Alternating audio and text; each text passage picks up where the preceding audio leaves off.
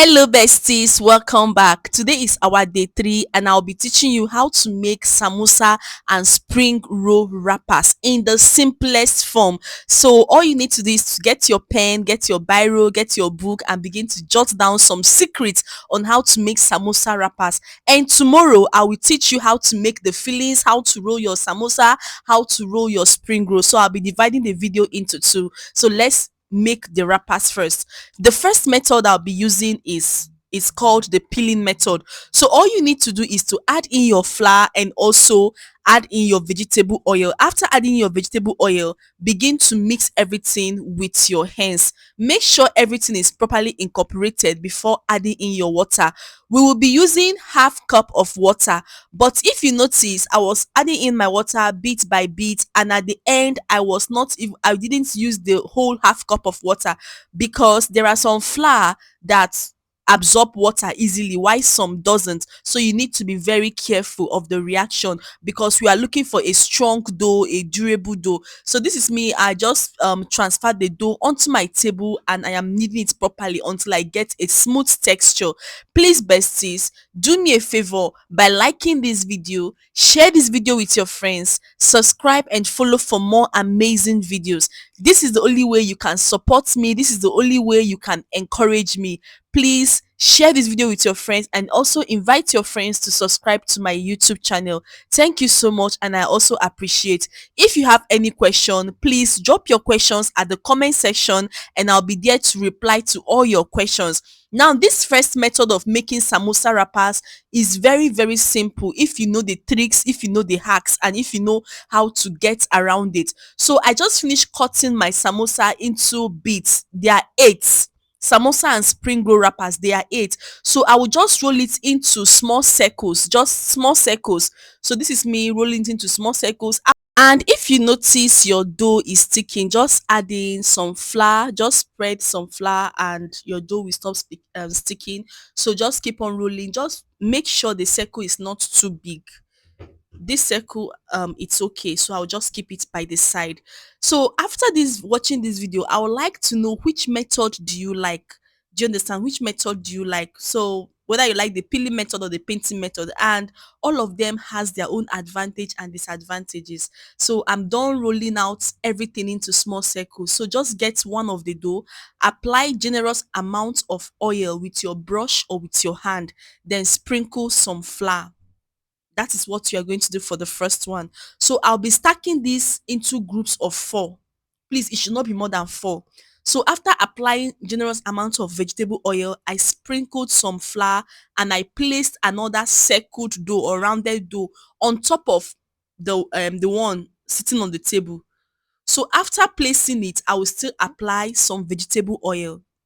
So I really want you to understand this. So make sure you apply, no, don't apply too much, but just make sure that it is a generous amount of oil. That's very important. And make sure that the circles are equal. If they're not equal, you can like spread it out. You know, your dough is always stretchy.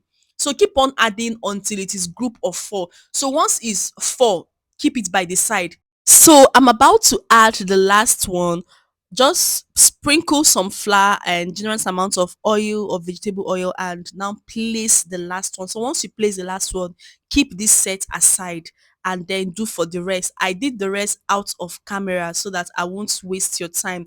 So after that, get that first set and now spread it into a big cycle until it becomes as thin as, will I say a piece of paper? Yes, but just make it as thin as possible. Do you understand? So just keep on spreading it out. And if it is sticking, please add in some flour. It's very important. It should not stick to your table because it's sticking to your table. It can take away some of the dough, some of your dough. Yes. So please just keep on rolling out. So I just had to fast forward the video here. Keep on rolling out until it becomes as thin as a piece of paper. So once it becomes as thin as a piece of paper, just place your non-stick frying pan.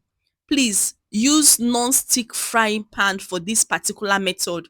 I don't know for any other kind of pan. If you don't use non-stick frying pan, you won't get the results you are looking for. Please, it's very important. Okay, so I'm done rolling it out. So my frying pan, my non-stick frying pan is hot, and I'll just place it on my non-stick frying pan, and I'll allow it to cook on each side for 10 seconds, please. After 10 seconds, flip it over and allow the other side to also cook for 10 seconds. And if you will notice like there are some bubbles coming up, some air is being created inside your dough. It means that it is separating. Do you understand? So I was just using my hands to just press it back into the non-stick frying pan. And after 10 seconds, I will remove it and place it on my table, please. And also don't allow it on the fire for too long, because if you allow it on the non-stick pan for too long, you will notice that it will dry off, and when you're peeling it, everything is breaking apart. And when you keep it on your table, these samosa wraps or spring roll wraps, it doesn't like air. So please make sure you get a white cloth, a towel to always cover it. If you are not using it, once you bring it out from your non-stick frying pan, please cover it with a towel while you do for the rest. So I had to cover it, and I had to work on the rest of the wrappers. So now this is me removing or separating the wrappers. So one thing about separating is that just take your time to look for the edge.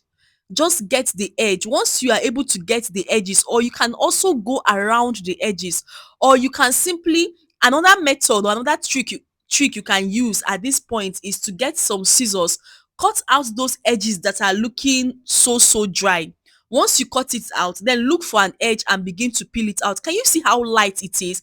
Can you see? And you can save this particular samosa or spring roll wraps for at least 3 months. Just refrigerate it or in your deep freezer for 3 months in a ziploc bag.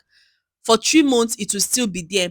So that is it. So can you see how I'm just remove? Just take your time. You have to take it slowly, step by step, because if you begin to rush, you notice that everything is just peeling out and everything is just tearing apart. So please, you need to take your time at this process. If you have any question, please drop your questions at the comment section, and I'll be there to reply to all your questions. So we'll soon be getting to the second method, and you will tell me which of this method do you prefer. And tomorrow I will now teach you how to make samosa and spring roll fillings. After making the fillings, I will show you the simplest way in which you can wrap your samosa and you can wrap your spring roll. So please make sure you stay tuned to that video. You know one thing about samosa and spring roll, you must get the order one day. So we are done with this peeling method. So peel as much as you can. So for this second method, get in your flour, add in your vegetable oil, and begin to add in your water. I was actually mixing with spoon because my wicks is a big one, so I didn't want anything to splash on top of my table, so I was using my spoon. But after using my spoon, I had to get in my wicks and began to whisk everything so that everything would melt because of some lumps. And to also avoid lumps, all I had to do was to also get a sieve and sift my flour mixture.